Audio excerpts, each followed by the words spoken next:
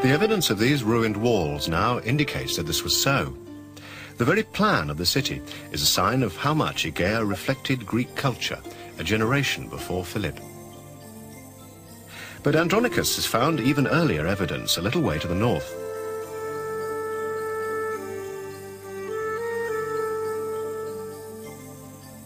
Here, a whole cemetery of tumuli dates back to the earliest presence of the Macedonians at Vergina. I had started my excavations in 52, and I excavated a cemetery of small tumuli. This is dated from 10th century BC to 7th century. Andronicus found that some of the mounds contained multiple burials, which showed that successive generations had reused them to bury their families.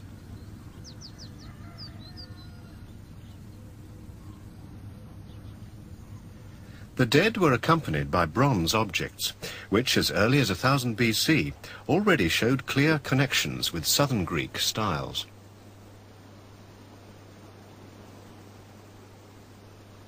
We had the history of this place from the early Iron Age, from 10th century, up to the Roman period, but we needed the 2 centuries, the 6th and the 5th, which were very important for the history of the Macedonians, because were just the early dates of the Macedonian kingdom.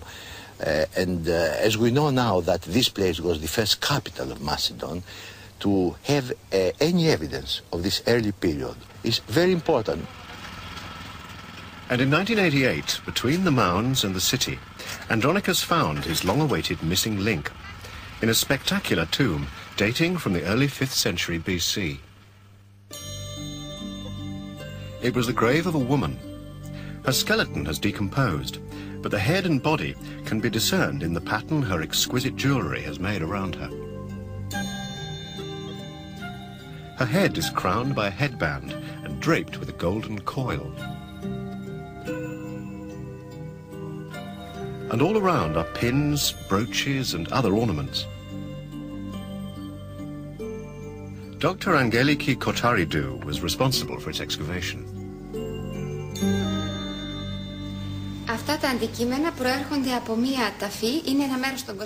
These pieces of jewellery were found at Aegea, now the modern village of Vergina. The grave dates from 500 to 490 BC, and the beautiful jewellery makes it clear that it belonged to a woman.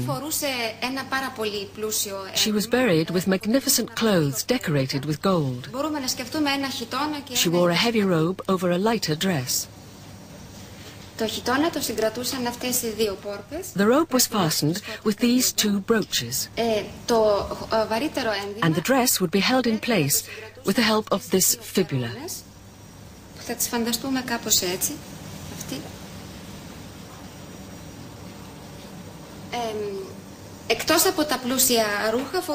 The grave also contained many other pieces of jewellery. This is the woman's necklace.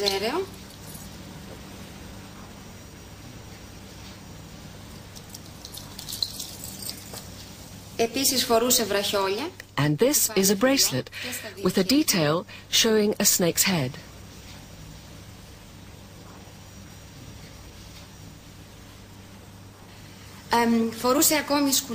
Finally, we found this set of beautiful golden earrings.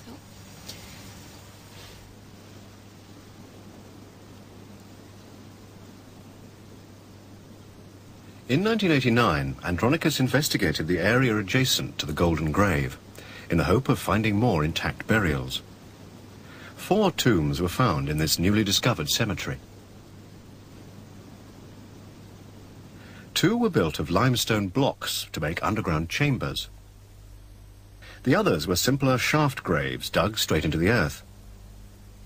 But there were also the frustrating signs that tomb robbers had been there before them.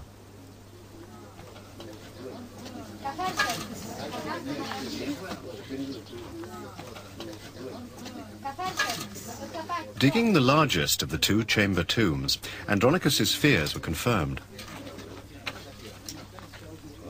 Bones and artifacts were strewn all around, leaving a scatter of pottery and marble vessels, and a skull thrown to one side.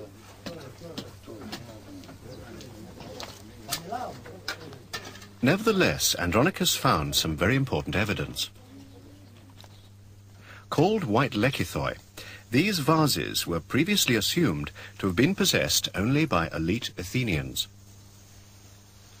Imported around 450 BC, their appearance here proves that a century before Philip, Macedonian nobility displayed a wealth and sophistication comparable to their southern counterparts.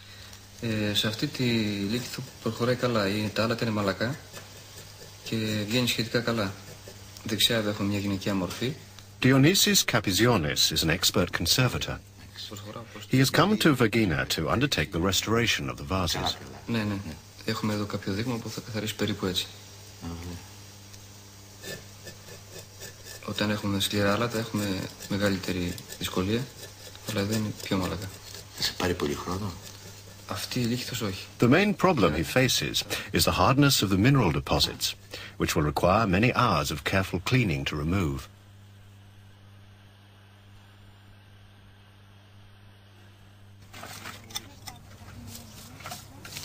In one of the shaft graves, and in this second chamber tomb, the robbers had been very thorough.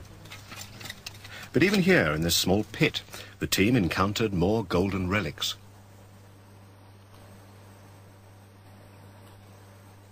Though the robbed shaft tomb had been disappointing, they still found one of a pair of golden shoes.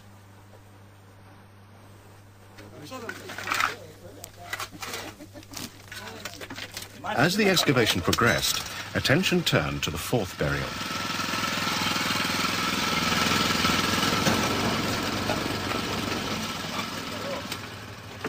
A deeper shaft grave, earlier than the chamber tombs. And this time the indications were more promising.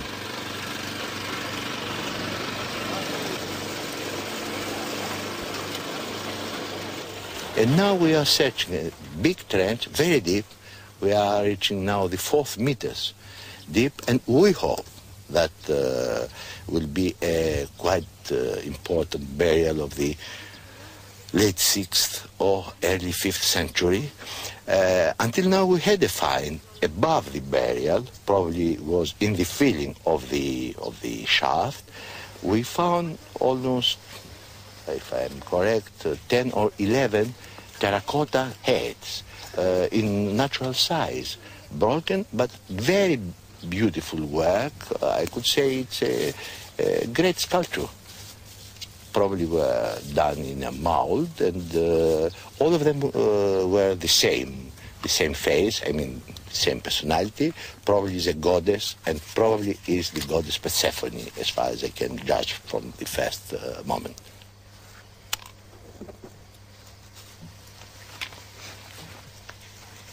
With this find, Andronicus once more encountered the goddess whose image he'd seen in the first tomb found in the great tumulus 12 years before. By the end of the 1989 season, he had added well over 20 heads to this collection. Beautifully made, they still bear traces of their original colouring.